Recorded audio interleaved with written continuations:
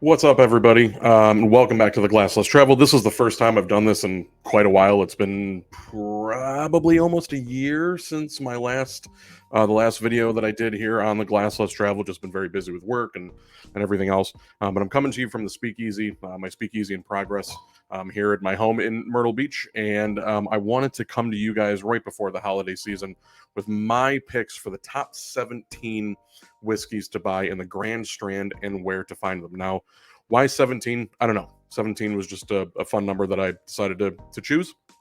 But I wanted to let you guys know just before we get started with any of this that in no way whatsoever am I endorsing any of these brands. I'm not being paid by any of these brands. Nobody has reached out to me to ask me to do this. This is just something that I wanted to do on my own for you guys, especially coming closer to the holiday season. My pick for some of the best whiskeys here in the Grand Strand along Myrtle Beach, Horry County, Georgetown County, where you can find them, where I found them, and then why I think they're fantastic products. I've sampled thousands and thousands of whiskeys in my day. I have a collection right here behind me of hundreds and hundreds and hundreds. So this is from my personal collection, and this is all stuff that I was able to find here in the Grand Strand. Some of them are big name products. Some of them are smaller products that you may have never heard of before, may have never seen before, but ones that I really wanted to highlight because they're ones that I believe in and ones that I think are very good. So again, I'm not being endorsed by any of these brands. I'm not being paid by anybody. I don't get anything out of this, so don't come at me. First on the list, coming in at number 17, one of my absolute favorites, and you can actually go to my website, Fox Valley WS, which is Fox Valley Whiskey Society.com, and you can read my review on this one.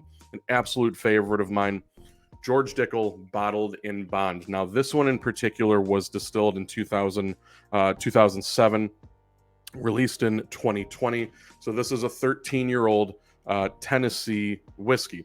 Now, I know what you're thinking. A lot of you guys don't like George Dickel because of that one kind of underlying note of what most people will call Flintstones vitamin. I call it metallic or orange rind or orange peel, but most people consider it to be Flintstones vitamin. This one is very faint. You still can pick it up, but this one is really, really bright with sweet vanilla, sweet oak. Just a lot of really, really wonderful flavors in this one. You can usually find it on the shelf for around $50. Now, this one increased in popularity several years ago because it was actually labeled as Jim Murray's Whiskey of the Year, I want to say for 2019 or 2020. And right when that happened, you couldn't find it anymore. It was sitting on the shelf because it was a George Dickel product, and then, of course, it becomes this giant thing that nobody can find anymore. It used to be around $30 to $40, but most places you're going to see it for about $50 to $60 now. This one in particular, I was able to find at Arrowhead Liquors on Lake Arrowhead Road in Myrtle Beach. Most of the other stores in the area are going to have it, though. You can probably find this at places like Greens and Beach Beverage and Total Wine, Owens, Pavilion. You can probably find them at the majority of those places. But this one in particular, I found at just a small ABC store relatively close to my home on Lake Arrowhead Road, Arrowhead Spirits. So that's number 17. And I've got a whole bunch next to me, so I'm going to be picking from here and putting down over here. Number 16 on the list, and this is one that starting to see a lot more in this area. You're starting to see a lot more tastings coming up with some of these ABC stores. I know a handful have just recently done tastings of this product, and that is Barrel Craft Spirits. Now, this one in particular is a barrel pick that I did with my club, the Fox Valley Whiskey Society, a little over a year ago. Barrel Craft Spirits has a reputation for kind of being a little bit expensive, and rightfully so. These are blended barrels, so this could be anything from 3, 4, 5, 6 different kinds of whiskeys finished in 6 different kinds of barrels. So they could be finished in, it could be a whiskey finished in a rum barrel, a whiskey finished in an Armagnac barrel, in a cognac barrel, in a Cabernet Sauvignon barrel, and they blend them together to get one cohesive product. And that's why they're so expensive, because they have to source all of these products from across the globe to get one final product. And usually you're going to walk out the door with about $100 for one of these bottles. Some of them are significantly more expensive. Some of them are a little bit cheaper, but right around that $100 mark is what you're going to be paying for a bottle of Barrel Craft Spirits. Is it worth it? Most of the time, yes, it absolutely is. It's a very unique experience. Depending on which one you go with, you could get one that's incredibly sweet. You could get one that has very old whiskey in it, 18, 20, 25 years, that has a lot of really deep wood notes to it. It's really more of a specialty thing. This is something that you would either gift to your to the bourbon lover in your group, in your family, or in your friend circle, or one that you would buy for yourself and open on special occasions. I have several in my collection back here. I've spent a lot of money on Barrel Craft Spirits. It's a brand that I really enjoy, that I really love drinking. This one is unopened only because I have several other bottles of this one back there. Again, this was a barrel pick that I did. So coming in at number 16, Barrel Craft Spirits. Pretty much anything by them is, for the most part, going to be a winner. Let's move on to number 15, and this one comes from a regional distillery up in just on the border, across the border up in North Carolina. This is Cape Fear Distilling's Solera whiskey. Now, this is a product that I own the majority of their products. They have two different whiskeys. They have a gin, a vodka, a rum, and I think they have a cream liqueur as well. This is their Solera aged whiskey, and what I really love about this one is its affordability for what it is. Solera aged whiskeys are, generally speaking, incredibly expensive because the process of Solera aging is very time consuming, and it in itself is very expensive. If you don't know what Solera aging is, I'll put a link down in the description of this video that you can kind of watch the whole process. But long of the short, they take very young whiskey and they blend it with much older whiskey, also called a cascade aging process. It's oftentimes done in wine. And what you do is you take the youngest whiskey and you blend it with the second tier of whiskeys, which is going to be, maybe a year old, and then you blend that with whiskey that's maybe 3 years old, and then you blend that with whiskey that could be 5 or 6 or even up to 20, and sometimes even 100 years old, depending on what it is. It's an incredibly time-consuming process, and it's very expensive. So the majority of the Solera aged products that you see in the market are going to be upwards of $100, and most of them are only going to be distillery releases. This one you can find for about $40 on the shelf at most of the liquor stores in the area, most of the ABC stores, Total Wine, the Greens, the Surf Beverages, the Owens, the Pavilions. You can find it at, for the most part, I believe all of those, as well as most of the smaller liquor stores. This is a brand that I've been seeing a lot more recently. Really great sweet vanilla notes, sweet oak. I get a subtle smoky note right at the very back end. Just really great for mixing in a cocktail, really great for drinking over ice. I prefer to drink most of my whiskeys neat, but this is one that I found I really absolutely love. Again, it's regional. If I remember correctly, it's Elizabethtown, North Carolina. So it's regional. It's something fun to sip on, and you can actually go to the distillery and make a day trip out of it. So Cape Fear Solera whiskey coming in at number 15. Coming in at number 14, we have another local / regional, and that is our local distillery right up here in Little River, South Carolina, 1233, and this is their Restitution Rye. The first time I ever tried this was actually right when I moved down here from the Chicagoland area in Illinois, about 2 years ago. I went to the distillery because I learned that there was one down here, and I did a little flight of the spirits. I was able to meet some of the people there. So shout out to everybody at 1233. And this is the one that I really enjoyed the most, was the Restitution Rye. Their single barrel rum, their Arethusa rum, is actually probably my favorite thing that they make, but this is top 17 whiskeys of the Grand Strand, not spirits, not rum. So I went with the 1233 Restitution Rye. This is what we would call a barely legal rye, meaning that it is the bare minimum percentage of rye grain in order to be called a rye whiskey, which is 51%. So it's a lot sweeter, it's a lot softer. You get that subtle pepper, subtle dill, that subtle pickle brine note from the dill. From the rye grain that is actually in the whiskey itself. But overall, this would be something that if you're not familiar with rye whiskeys, this would be a good one to kind of introduce your palate to a rye whiskey, and then kind of build from there. This one you can usually find for around $30-ish, plus or minus maybe 5 to 10, depending on where you're going. It's pretty much everywhere down here. I can't think of a single liquor store down here that doesn't carry 1233, being that it's the local distillery here in Horry County. But that is coming in at my number 14 spot, 1233 Restitution Rye. Let's move on to unlucky number 13. And this one I feel like flies under the radar for a lot of people here in the Grand Strand, because I don't feel like the bourbon boom has really quite hit here just yet. Typically speaking, this portion of the country is pretty late to the punch. They're kind of, when it came to craft beer, we're about 10 to 15 years behind everybody else. The bourbon boom itself, we're pretty late to the bourbon boom as well, but we're getting there. But number 13 on my list is going to be Belle Meade. This is their Belle Meade Reserve. This comes in at 108.3 proof.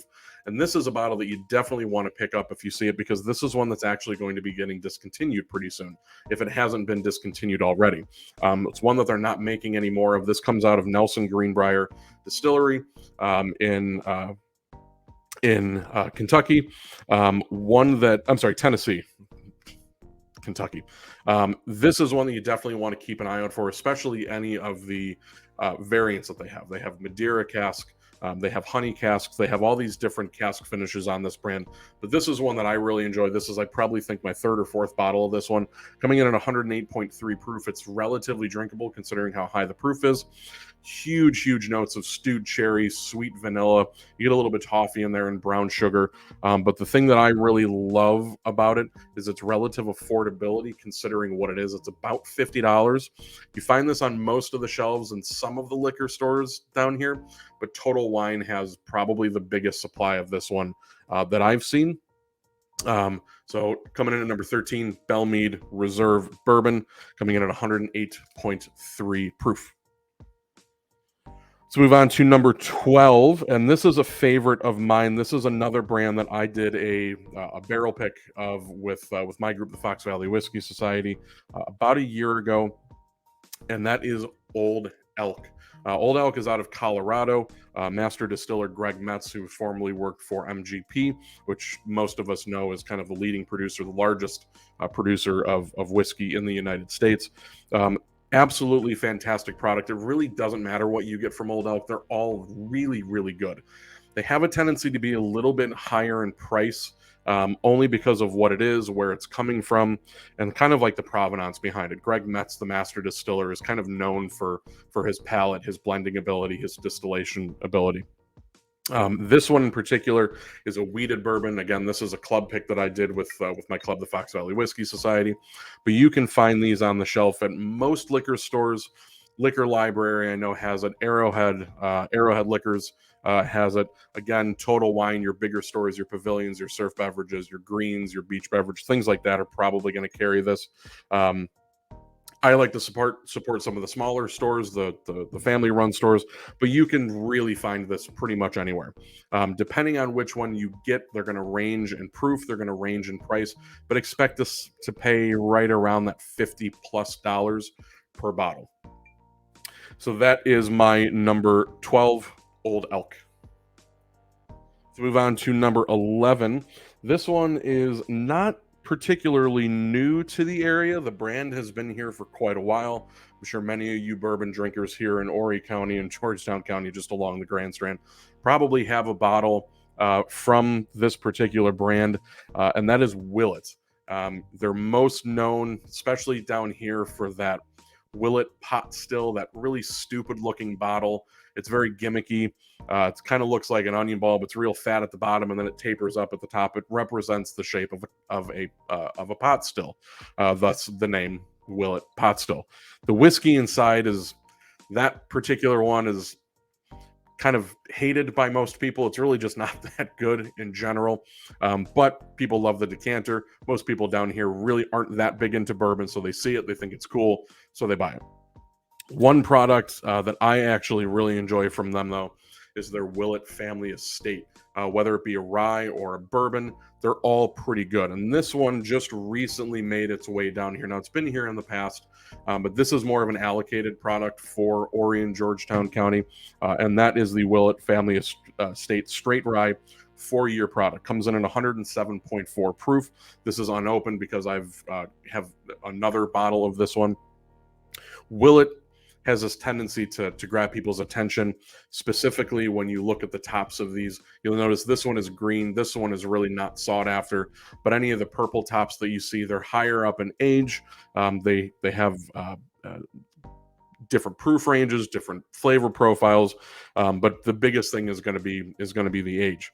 On premise, you can find this in a handful of places. There is one account that I know that has a Willett 8-year bourbon pick, and that's a new restaurant speakeasy to our area called Bourbon and Breeze. But this one I actually found at Ocean Bay, just next to the Lowe's on International Drive there in Carolina Forest. I want to say I paid maybe like $55 or $60-ish for this one. Again, you know, prices are here in Horry County are a little bit inflated just because we're in a tourist town. It's a very touristy economy, so prices are going to be a little bit higher. But this one I was able to get at Ocean Bay. I've seen it other places as well. That's where I got this one in particular, right around that $50 to $60 mark. So coming in at my number 11, Willett 4-year. Coming in at number 10 is just kind of like a generalized category, and that's store picks. Now, if you don't know what a store pick is or a barrel pick, basically what happens is a store or a club like the Grand Strand Bourbon Society or like my club, the Fox Valley Whisky Society, we either get invited to a distillery or the distillery will send samples, usually 3, 4, 5, sometimes as many as 6 and 7 different samples of individual barrels for one particular brand. Now, I just grabbed one off of my shelf. This is Woodford Reserve. This one in particular is Harrison's Liquor, right up there. I want to say it's 72nd, 73rd Avenue.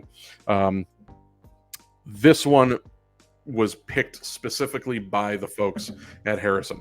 Liquor Library has done several of them, a Woodford Reserve and Knob Creek. Total Wine does a bunch of them, but these are barrels that are individually picked for that particular store by those particular people. So I've got several barrel picks up here of my own that I've done with the Fox Valley Whisky Society. But store picks are great because not only do they support the individual store that you're buying them from, but they're incredibly unique in that the flavor profile is something that you're not going to get from the general brand. So in other words, this Woodford Reserve store pick is not going to taste like a regular Woodford Reserve. And that's the point. So anytime you see a store pick, especially if it's a brand that you're familiar with, always see if you can taste it first. It's kind of hard to do here in South Carolina because the liquor laws are a little weird. You can't have open bottles. Most of the time you can't do tastings of them. But if they do allow it, kind of sweep it under the rug or do it in the back room. Always ask for a tasting first, but always try to support these. These are really, really great picks, really depending on where you get them from. This one, again, I got from Harrison's up in Myrtle Beach. I have some from Ocean Isle Beach up in North Carolina. I have one coming in from Tipsy Turtle up in Little River. So there's a lot of these picks that are really fantastic. One that I'm really, really into right now is Owens. They have some really, really wonderful picks. Most recently, they just came out with a Elijah Craig barrel proof that I'm a huge fan of. So number 10, anytime you can find one, is a store pick. Number 9, and this is one that I absolutely love.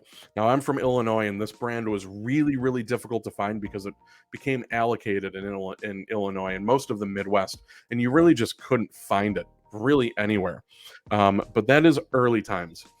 Early Times is a really, really awesome brand. It was just recently purchased by Sazerac. It was sold by Brown-Forman. I want to say this was 2020 or 2021 that this happened. The easy way to tell is to look on the back of the bottle and look for the DSP number. It'll tell you where that particular whiskey was distilled. The majority of these were distilled by Brown-Forman at the Brown-Forman distillery. Some of the whiskey would come from the Woodford Reserve facility.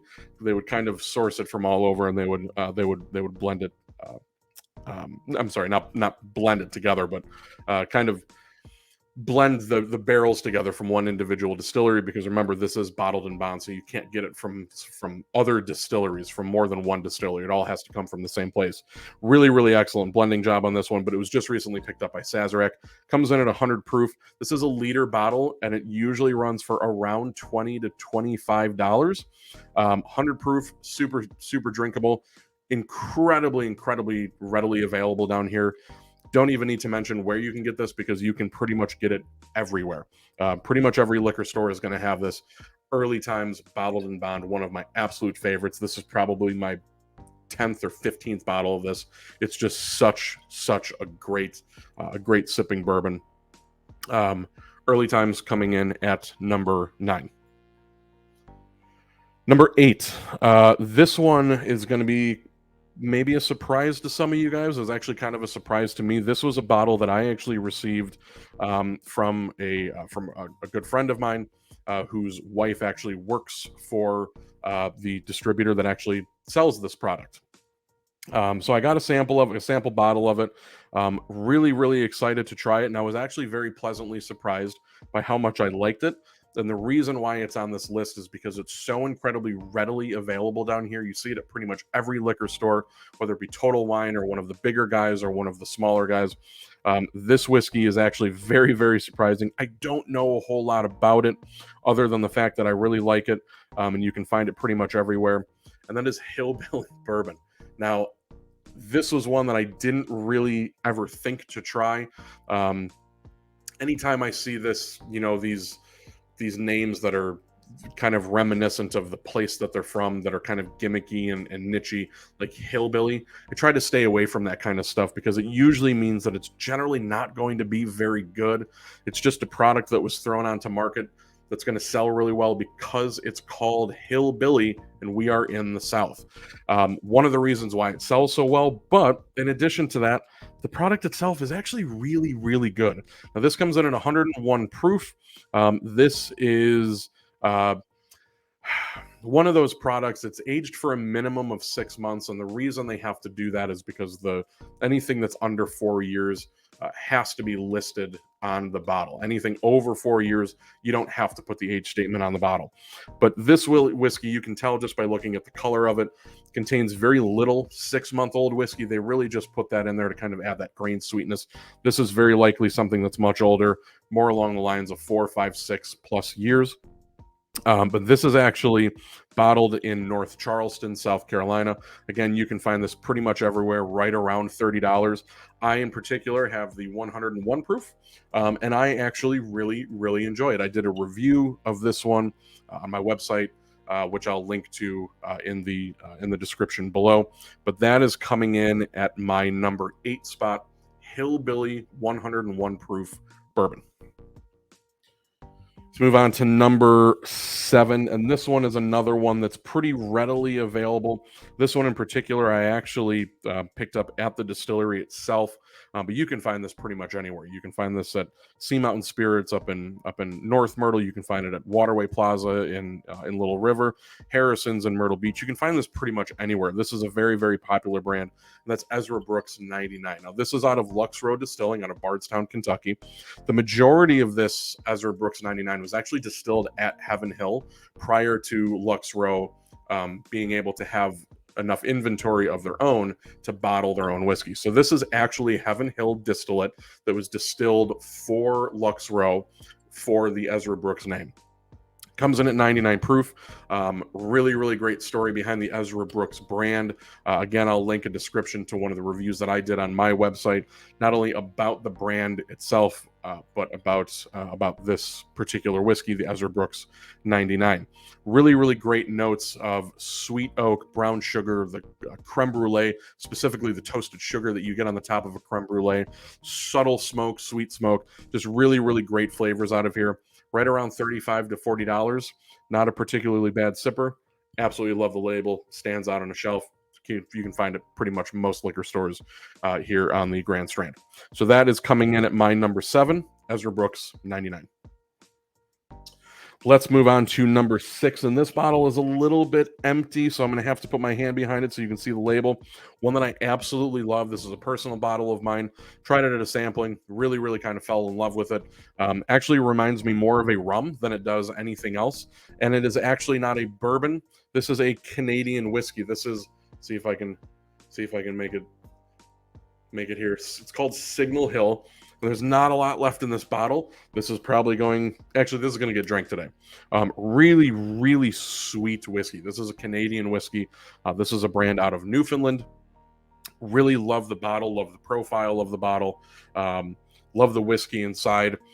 Really, really great stuff. Again, this kind of reminds me more of a rum than it does an actual whiskey, specifically Canadian whiskey, considering Canadian whiskey is very rye heavy. So you get a lot of that dill, a lot of that pickle brine, you get a lot of that black pepper. This one is the complete opposite. It's very sweet. It's almost more like rum than it is Canadian whiskey, just in flavor profile, not in how it's made. You can find it most liquor stores have this on the shelf for around $40. If I remember correctly, I believe you might be able to find this at Total Wine. I know you can find this at a place actually right around the corner from my house, which is where I got it, which is G&G Gas and Go liquor store right over here on Palmetto Point Boulevard. But this is one you kind of have to search out for. If you can't find it at your local liquor store, I 100% recommend asking them to bring it in. It is really, really tasty stuff, especially if you like mixing your whiskeys and cocktails and you like sweeter cocktails. This is one that mixes incredibly well, but I actually just like this one on its own. Neat, really, really great flavor. Lots of brown sugar, a little bit of cotton candy, toasted sugar, molasses, things like that. Really, really, really great whiskey, right around $35 to $40-ish. So that comes in at my number 6, Signal Hill Canadian whiskey. All right, now we're getting into the top 5, and this is a brand that I'm actually very familiar with because I'm from this kind of general region of the country. This is a distillery out of Baraboo, Wisconsin, started by the Bemis family, Renee and Brian Bemis. Now, Brian Bemis is from the Chicagoland area, and he owns a number of car dealerships, and they made their fortune in car dealerships. Renee Bemis is actually an artist, and specifically she loves glass art. So they got together, they found an investor to help them open up a distillery in Baraboo, Wisconsin called Driftless Glen. This is a product that I absolutely love. This is one of my barrel picks that I did with my club, the Fox Valley Whiskey Society. This one in particular is a single barrel rye. Really amazing flavor on this one, but it doesn't matter which Driftless Glen you go with. They're all really, really good. I myself happen to like the higher proof Driftless Glens that you can find. You can usually find them for around $35 to $45 at most liquor stores. You can find them at Total Wine. You can find them at Surf, Pavilion, Beach Greens, Owens, all these different places, but you can also find them at a majority of the smaller liquor stores as well. The distributor that sells this did a really, really wonderful job of putting this out into market. Unfortunately, I have a feeling that it gets just kind of passed by and walked by a lot, but definitely one to keep your eye on. Out of Wisconsin, Driftless Glen, right around $35 to $45, depending on which one you get. 100% recommend grabbing a bottle of any of the Driftless Glen if you happen to see it. So that's my number 5, Driftless Glen. Number 4, and this one is brand new to the area. One that I've had my eye on for several years. I actually was able to talk to the owner of this particular now distillery. It's what we would then have called an NDP, a non-distiller producer, because they were sourcing everything. And if I remember correctly, they might actually still be sourcing everything. But a brand that's relatively new, like over the summer, it came to this area, maybe end of summer. They're out of New Jersey, and that is Penelope Bourbon. This is one that I have been seeing on liquor store shelves way more frequently. It's a brand that I really love. You really can't go wrong with any of their stuff. In particular, the barrel strength Toasted series. This is a 4-grain containing corn, rye, wheat, and malted barley. Comes in at 114 proof. This is just big, bold, syrupy, sweet, oaky, nutty flavors. It's just really, really good. This is a bottle that stands out on the shelf. It is super tall, so if you can't fit it on your shelf, it has to go up on the top somewhere where nothing else can obstruct it. It really makes a statement. Comes in at around $70-ish, so it is a little bit more expensive, but this is definitely a special occasion whiskey. Penelope out of New Jersey. This is coming in at my number 4. Number 3, number 3, I actually just finished last night, and that is Walker's K. But if you go to the thumbnail for this video, you can actually see a picture of the bottle on that thumbnail. Walker's K is a really, really wonderful brand. It's actually finished with, it's a 4-year bourbon that's actually finished with Cabernet Sauvignon staves to give it this really nice kind of fruit-forward sweetness. Very, very rich with stewed fruits, orchard fruits like apples and pears, but really, really wonderful vanilla notes as well. Right around $30-$35. You can find it at most stores in this area. Most notably, you can find it, I believe, Total Wine. I believe you can find this at, for sure, you can find it at Owens. Really, really wonderful place that I found that I've actually been sipping on this a lot is actually Bourbon and Breeze, new speakeasy that we have just south of Barefoot Landing on 17, where the old Fuddruckers was at. You can actually get it in a cocktail, and you can get a straight pour of it. I threw the bottle out yesterday, 2 days ago, because I finished it. And one that I actually buy regularly just because of how affordable it is. But a really, really wonderful bottle, right around $30 to $35. Look at the thumbnail for this video. It's actually right on the front. It's called Walker's K. It's a white label. Absolutely fantastic, fantastic bourbon. Number 2, we're getting into the top 2. This is one that I just recently picked up. It actually just made its way to the Grand Strand. Most stores were only able to get 3 bottles of this, along with 3 bottles of the bottle that came after this, and that is Maker's Mark BRT 01. Along with BRT 02, this comes in kind of not a set. You have to buy them separately, but I've been seeing them pop up more and more at liquor stores around the area. If you're looking for something in that $70-ish range, that makes an incredible, incredible gift. This is actually one of my top-rated bourbons for 2022, along with BRT 02. Now, the BRT stands for Barrel Rotation Temperature, and it kind of plays on that idea that Maker's Mark hand rotates their barrels to get a consistent product. And then the T is temperature. And what they do is they've taken number 1 and number 2 of this series. Number 1, if I remember correctly, is the hotter. The upper portions, the barrels are pulled from the upper portions of the warehouse, which is much hotter. BRT02 is pulled from the bottom of the warehouse, much cooler. Or that could be reversed. I'm going to post a link to both of my reviews that I've done for both of these products down below. This is incredibly, incredibly rich with very, very bright fruit flavors. Pear, apple, nectarine, ripe plum, stone fruits like peach. Very, very fruity. When you let it sit and open up a little bit more, you definitely get those wood undertones, the seasoned wood, the aged wood, lots of sweet oak, vanilla, toffee, caramel, things like that. Right around $70 to $80. I picked up BRT02 at Beach Beverage about a week ago. And BRT01 I picked up at Arrowhead over on Lake Arrowhead Road. Most stores, again, only got 3 bottles of each, so you're going to want to kind of run out and grab this one while you can. If you can go out today to get it or go out sometime this week to get it, definitely go buy it, because it's one that's not going to be made anymore after this release. So it's going to be really, really, really difficult to find, but it is one of the best bourbons I have had all year. Maker's Mark BRT 01. Last but not least, my absolute favorite on the list, and this is one that I stumbled across earlier this year.